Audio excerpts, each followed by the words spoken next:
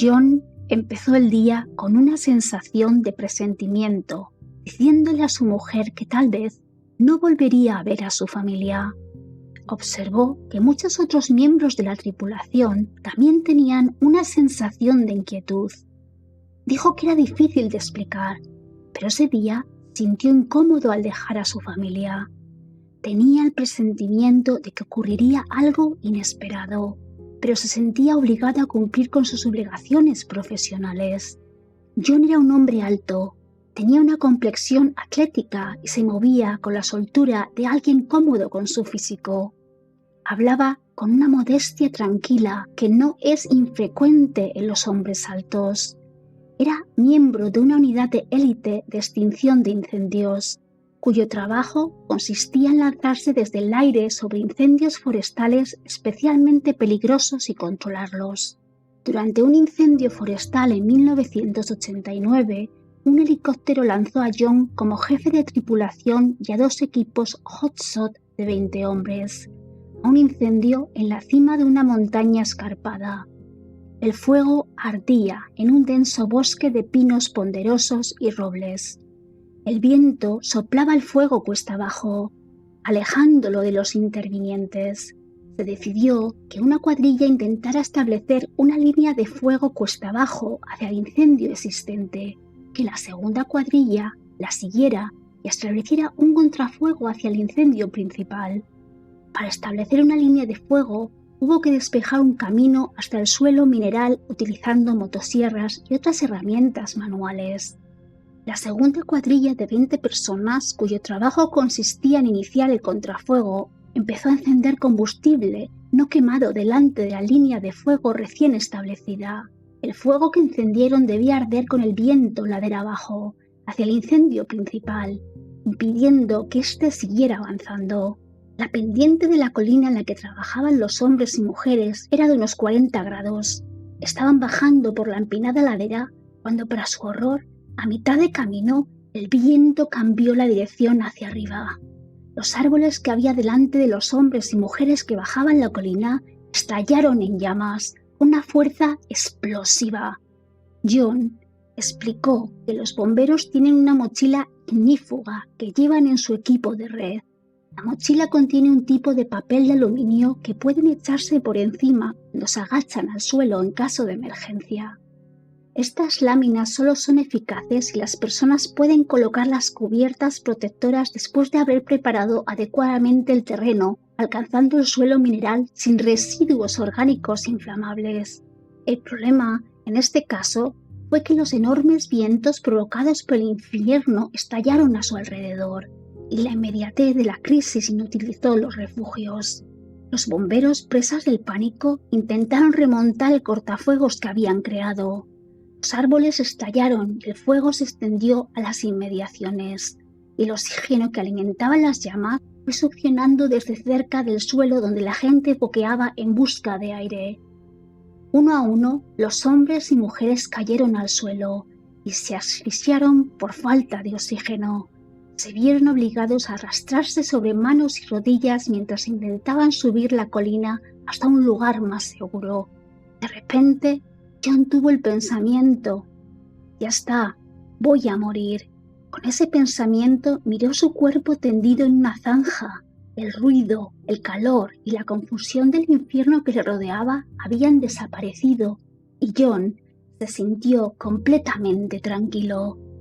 Mirando a su alrededor, John vio a otros bomberos de pie en el aire sobre sus cuerpos. Uno de los miembros de la tripulación de John tenía un pie defectuoso con el que había nacido. Al salir de su cuerpo, le miró y le dijo: «Mira, José, tienes el pie recto». Entonces apareció una luz brillante. Juan describió así la luz brillante. La luz, la fantástica luz, era más brillante que la luz más brillante que jamás había visto en la tierra. Era más brillante que el sol brillante sobre un campo de nieve. Sin embargo, podía mirarla y no me hacía daño ante los ojos. La luz se separó y John vio a numerosas personas, muchas de las cuales eran sus parientes y mascotas fallecidas, así como miembros de su familia. La luz estaba el bisabuelo fallecido de John, que Había muerto cuando John tenía 9 años. Apareció como un anciano, lo que era fácilmente reconocible. Luego se transformó en un hombre más joven, de unos 30 años. Dijo a John que tenían la capacidad de aparecer con diferentes apariencias para que se les pudiera reconocer. También le dijo que tenía la misión de cuidar de él durante su vida en la Tierra. También actuó como guía de John durante su experiencia cercana a la muerte. John se reunió con otros de sus antepasados y tuvo una experiencia plena. Al final, su bisabuelo comunicó a John a través del pensamiento que era decisión suya volver o no a la Tierra. Como no quería abandonar el hermoso y pacífico lugar en el que se encontraba, John no estuvo de acuerdo con su bisabuelo. Le explicó que sería devastador volver a un cuerpo horriblemente quemado. Rogó a su bisabuelo que se quedara. John dijo que toda la comunicación se basaba en preguntas que se le ocurrían y se respondían inmediatamente en su mente. A John le dijeron que ni él ni los demás que querían volver sufrirían las consecuencias del incendio. Volver a su cuerpo fue uno de los acontecimientos más dolorosos de su vida. Le pregunté a John por qué era tan doloroso y me dijo: cuando estaba allí, todo era tan perfecto y mi cuerpo espiritual era tan libre. Sentía que todo era ilimitado. Cuando volví, siempre había algo que te molestaba, como la artritis o los músculos doloridos, pero allí no era así. Cuando volví a mi cuerpo, me sentía acalambrado, retenido. Por ejemplo, cuando jugaba al fútbol unos días después de un partido, una dura sesión de entrenamiento, siempre me dolían los músculos. Lo mismo me ocurría cuando volvía a mi cuerpo físico. Me dolían y me sentía constreñido y me costó acostumbrarme. Una vez de vuelta en su cuerpo, miró a su alrededor y se dio cuenta de que algunas de las herramientas metálicas que habían utilizado para luchar contra el fuego se habían derretido. A pesar del intenso calor y de que el fuego seguía haciendo estragos a su alrededor, pudo subir la colina con una especie de burbuja protectora. No oyó ni sintió las turbulencias a su alrededor. Cuando llegó a la relativa seguridad de la colina, volvió a oír el ruido del fuego y vio que otros miembros de la tripulación también estaban reunidos allí. Todo el incidente fue tan dramático que el grupo de hombres rescatados, tras escapar de lo que creían una muerte segura, se arrodillaron en oración para dar gracias al Señor por su rescate. Toda la tripulación escapó y la única prueba visible de lo que habían sufrido eran unos cuantos pelos chamuscados. John dijo que cuando los hombres y las mujeres compararon los relatos de sus diversas experiencias, se asombraron de que cada uno de ellos hubiera tenido algún tipo de experiencia cercana a la muerte. Y esto ocurría entre un grupo étnico y religiosamente diverso de hispanos blancos y nativos americanos. A lo largo del verano, mientras la tripulación trabajaba junta, no dejaban de hablar de la milagrosa aventura que habían vivido. Otros miembros de la tripulación, por ejemplo, confirmaron que ellos también sentían los efectos de volver a sus cuerpos físicos. También, ellos habían encontrado con otros miembros de sus familias fallecidas y se les había dado la opción de quedarse donde estaban o volver a la Tierra. La segunda experiencia cercana a la muerte de John Hernández en 1999 la relato aquí. Al relatar acontecimientos recientes de su vida, dijo que en la primavera de 1999 vivía en el rancho familiar de Nuevo México con su hijo James, de 13 años. El día empezó normal. James y yo ensillamos nuestros caballos y cabalgamos durante medio día en busca de ganado que pertenecía a la familia. No tuvimos suerte, así que decidimos almorzar. Después de comer, encontramos 10 o 15 animales y decidimos llevarlos de vuelta al cuartel general y dar por terminado la jornada. Como de costumbre, nos dividimos para reunir el ganado.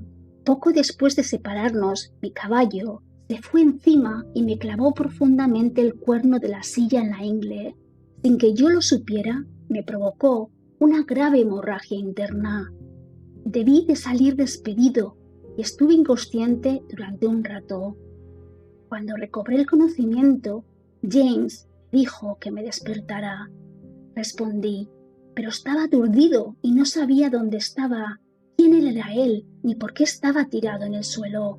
Mientras mi cabeza se abollaba y James me recordaba los hechos, di cuenta que estaba gravemente herido. Mientras luchaba por mantenerme consciente, se me aparecieron mi difunto abuelo y mi difunto bisabuelo. Ambos se hicieron cargo de la situación y me ordenaron que le dijera a James que buscara ayuda. Así lo hice. Mis abuelos acordaron separarse. Uno se quedó conmigo y el otro se fue con James. Parecieron horas las que James estuvo fuera, pero en realidad solo fueron minutos. Cuando James se marchó, mi caballo le siguió y las riendas volaron en todas direcciones. Debo de haber estado en esa parte del rancho cientos de veces. Podría contar con los dedos de una mano la gente que había conocido. Hoy sigue siendo igual, esta zona es muy remota. James dijo que apenas había llegado a la carretera principal cuando paró un camión con matrícula de Colorado. El conductor había visto mi caballo sin jinete y sospechó que algo iba mal. Resultó que el conductor y su mujer eran un médico y una enfermera que estaban de visita en Nueva México y vivían en Denver, Colorado. Cuando volvieron, el médico se dio cuenta de que yo estaba al borde de la muerte y pidió a James que condujera hasta Cuba, Nuevo México, con la mujer del médico para conseguir ayuda. Más tarde llegó una ambulancia y se determinó que necesitaba una ambulancia aérea debido a la gravedad de mis heridas. Mientras esperaba el helicóptero, llegaron varias personas de mi pueblo, incluidos miembros de mi familia. Mientras todos hablaban conmigo, otro familiar fallecido se presentó entre un gran grupo de personas fallecidas reunidas a mi alrededor. Un aspecto interesante de esta situación fue que me extrañaba el hecho de que yo pudiera ver y comunicarme con estas personas fallecidas, pero sus familiares no. Esto me molestó tanto que le dije a una conductora de ambulancia que conocía que era una grosería que no abrazara a su padre, a quien yo también conocía y que había muerto unos años antes. Ella estimó mi reproche como un delirio causado por mis heridas. Una persona que me creyó fue mi abuela. Había venido de la ciudad cuando llegó la ambulancia. Su difunto marido estaba presente y se lo conté. Echó a llorar, sobre todo cuando mencioné que él me había dicho que ella vendría a verlo pronto. Murió 3 meses después. Mientras estuve en este estado, pude ver y comunicarme con la difunta y una serie de acontecimientos que sabía que ocurrirían en el futuro. Algunos de ellos me resultaron muy inquietantes, pues eran catástrofes ante las que no podía hacer nada. Una circunstancia que vi, sin embargo, era alegre. Iban a hacerme otro hijo. En aquel momento era soltero y no tenía perspectivas concretas de matrimonio. Más tarde conocí y me casé con una mujer encantadora. Tanto mi mujer como yo nos alegramos por el nacimiento y la vida de Sebastián. A continuación escuchamos algunas de las percepciones que John Hernández tuvo de sus experiencias cercanas a la muerte.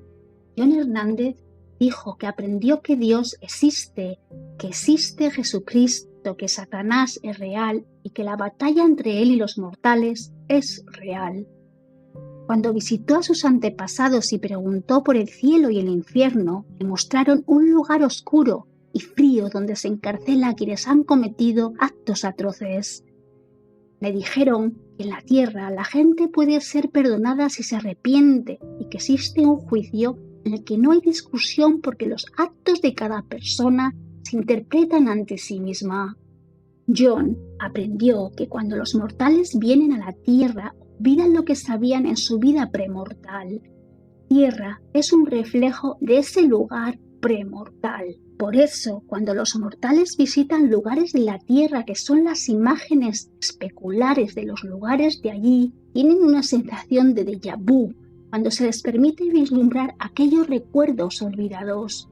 Allí no había ninguna barrera lingüística, porque existe la comunicación universal y cada uno oía su propia lengua. John dijo que en el más allá había mucho amor y ninguna lucha.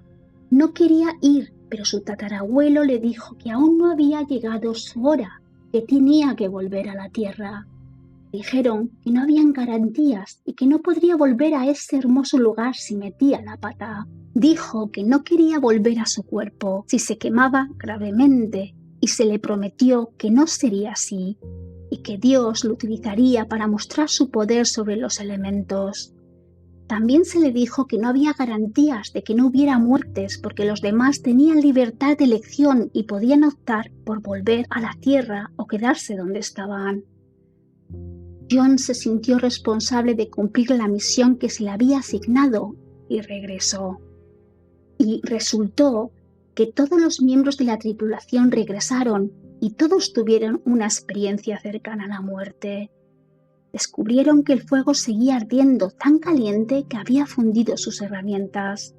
Pudieron caminar entre las llamas hasta la cima de la colina sin sentir el calor. Aunque el grupo de bomberos era de distintas etnias, hombres y mujeres de distintas religiones o sin religión, tras llegar a la cima, todos cayeron de rodillas en una oración de agradecimiento por su preservación.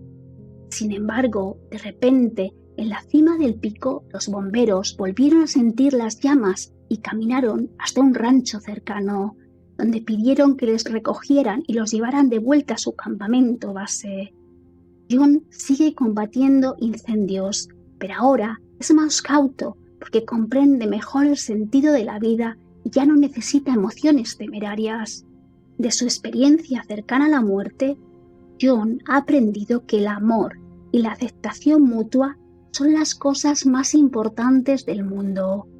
Subrayó que vivimos antes de venir aquí y ahora estamos vivos y que seguiremos viviendo. Durante su experiencia cercana a la muerte, John hizo numerosas preguntas y algunas de las respuestas que recibió fueron: el libre albedrío es lo primero, y debido a ese albedrío pueden ocurrir cosas malas. Todas las personas tienen las mismas oportunidades de tomar buenas decisiones y serán juzgadas por cómo utilicen su libertad de acción. Las personas no solo son juzgadas por sus actos, sino que también son responsables de cómo reaccionan ante las situaciones a las que se enfrentan. El castigo por el suicidio, según la experiencia de John, depende de la motivación que haya detrás. En el mundo espiritual había seres de ambos sexos, hombres y mujeres, eran iguales. A las mujeres del mundo espiritual les preocupa cómo tratan los hombres a las mujeres de la tierra. John aprendió cómo Dios tiene una gran estima a las mujeres. Los hombres son castigados duramente cuando las tratan mal. Las relaciones matrimoniales son especialmente importantes y las parejas deben de aprender a llevarse bien, a ser amables entre sí y a no ponerse de los nervios. Maridos y mujeres son juzgados juntos y ambos son considerados responsables de cómo educan a sus hijos. A veces reconocemos a las personas en la tierra porque las conocimos como premortales antes de venir aquí. A menudo las parejas hacen un pacto premortal para encontrarse durante la mortalidad y cuando se han encontrado, saben que están destinados a estar juntos por la eternidad. Los premortales hacen promesas a la deidad sobre cosas que cumplirán en la tierra. Los espíritus vienen a la tierra para conseguir un cuerpo. Quieren venir aquí y aceptan malas condiciones para hacerlo. La vida comienza en la concepción y los espíritus no nacidos pueden visitar sus cuerpos no nacidos, igual que nosotros visitamos una casa inacabada. Los espíritus están completamente desarrollados cuando entran en el cuerpo de su hijo al nacer. Algunas personas nacen con discapacidades para poder tener ciertas experiencias que solo son posibles en esos cuerpos. Todas las personas deben renunciar a sus malos sentimientos hacia los demás. Estos sentimientos enferman a las personas y acortan sus vidas. La gente del mundo espiritual puede pedir que la gente de la tierra viva más tiempo o muera antes para poder satisfacer ciertas necesidades o hacer el trabajo necesario. En la tierra hay suficiente comida, necesidades y espacio para todos, pero a causa de la maldad de unos pocos, la gente sufre. Hasta aquí hemos llegado hoy con la experiencia cercana a la muerte de John Hernández. Espero que os haya gustado. Pero hoy voy a hacer unas reflexiones sobre lo que dijo John y lo que ocurrió. Estas son mis reflexiones. Las experiencias cercanas a la muerte se contradicen a veces en detalles menores, pero también en detalles mayores. Nunca, sin embargo, en el detalle esencial, saber que Dios es amor incondicional. Estoy convencida de que estas contradicciones se deben a las interpretaciones que hacen los retornados de lo que han experimentado. También es evidente que los retornados tienen experiencias cercanas a la muerte de profundidad e intensidad completamente diferentes. Llegan a lugares muy distintos de la otra vida. El informe de John, por ejemplo, habla de un juicio divino. Habla de un lugar donde se encarcela a las personas que han cometido actos atroces. Personalmente, no dudo de que esto es lo que él experimentó, pero mi opinión es que en el fondo somos seres espirituales y que podemos crear nuestro propio infierno espiritual cuando nuestra propia culpa nos golpea, como una avalancha, y donde finalmente nos encontramos con otros seres de ideas afines a las nuestras. Todo esto no son más que palabras diferentes para describir experiencias personales internas, es decir, espirituales. Cualquiera que haya vivido alguna vez una crisis personal realmente dura, sabe por experiencia propia a que dolorosos lugares interiores pueden conducirnos a tales crisis. Hasta el próximo domingo.